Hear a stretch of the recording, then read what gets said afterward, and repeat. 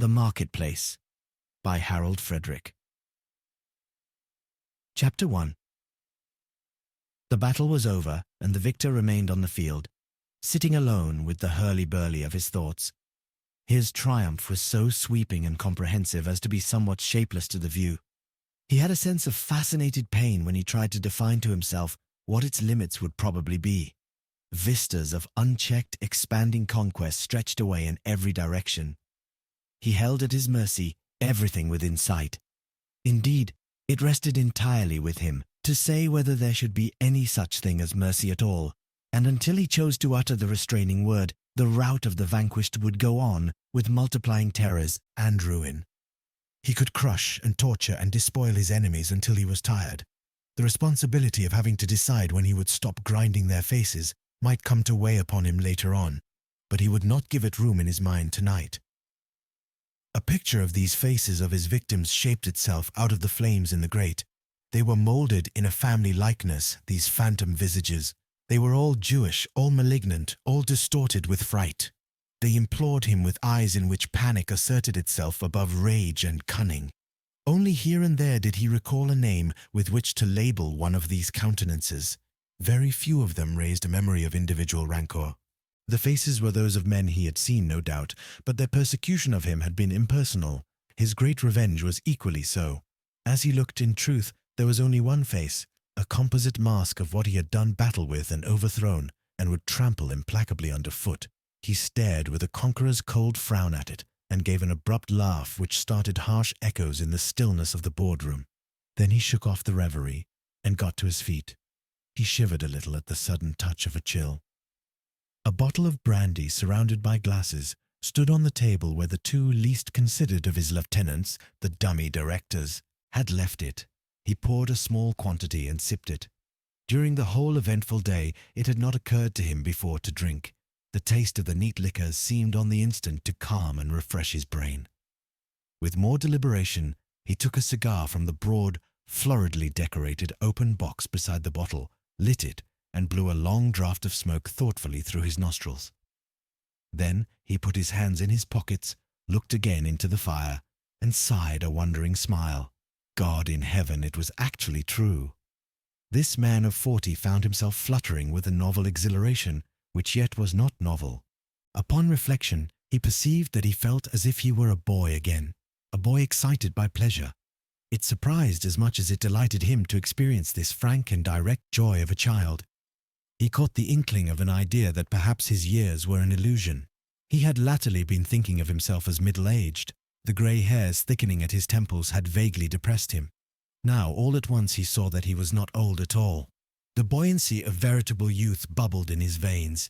He began walking up and down the room, regarding new halcyon visions with a sparkling eye. He was no longer conscious of the hated foe beneath his feet. They trod instead elastic upon the clouds. The sound of someone moving about in the hallway outside and of trying a door nearby suddenly caught his attention. He stood still and listened with alertness for a surprised instant, then shrugged his shoulders and began moving again. It must be nearly 7 o'clock. Although the allotment work had kept the clerks later than usual that day, everybody connected with the offices had certainly gone home. He realized that his nerves had played him a trick in giving that alarmed momentary start, and smiled almost tenderly as he remembered how notable and even glorious a warrant those nerves had for their unsettled state. They would be all right after a night's real rest. He would know how to sleep now, thank God. But yes, there was somebody outside, and this time knocking with assurance at the right door, the entrance to the outer office. After a second's consideration, he went into this unlighted outer office and called out through the opaque glass an inquiry.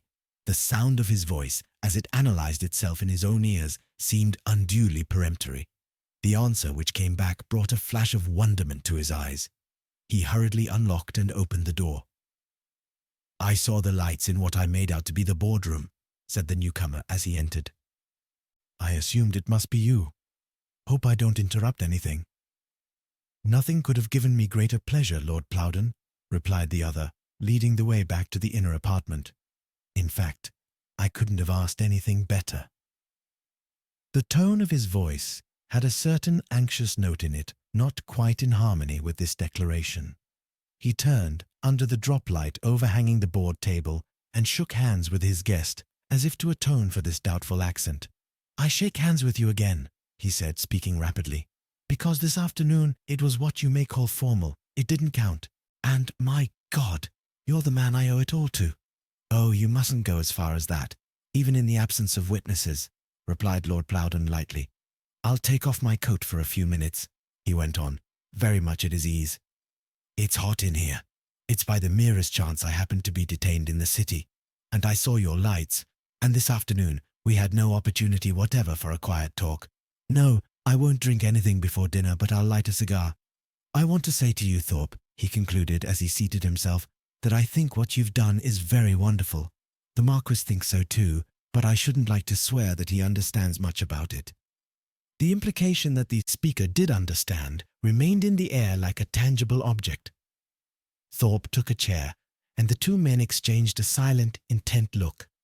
Their faces, dusky red on the side of the glow from the fire, pallid where the electric light fell slantwise upon them from above, had for a moment a mysterious something in common. Then the tension of the glance was relaxed, and on the instant no two men in London looked less alike. Lord Plowden was familiarly spoken of as a handsome man. Thorpe had even heard him called the handsomest man in England, though this seemed in all likelihood an exaggeration. But handsome he undoubtedly was, tall without suggesting the thought of height to the observer, erect yet graceful, powerfully built, while preserving the effect of slenderness. His face in repose had the outline of the more youthful guardsman type, regular, finely cut, impassive to hardness. When he talked, or followed with interest the talk of others, it revealed almost an excess of animation. Then one noted the flashing subtlety of his glance, the swift facility of his smile and comprehending brows, and saw that it was not the guardsman face at all. His skin was fresh-hued, and there was a shade of warm brown in his small, well-ordered moustache, but his hair, wavy and worn longer than the fashion, seemed black. There were perceptible veins of grey in it, though he had only entered his 35th year. He was dressed habitually with the utmost possible care. The contrast between this personage and the older man confronting him was abrupt.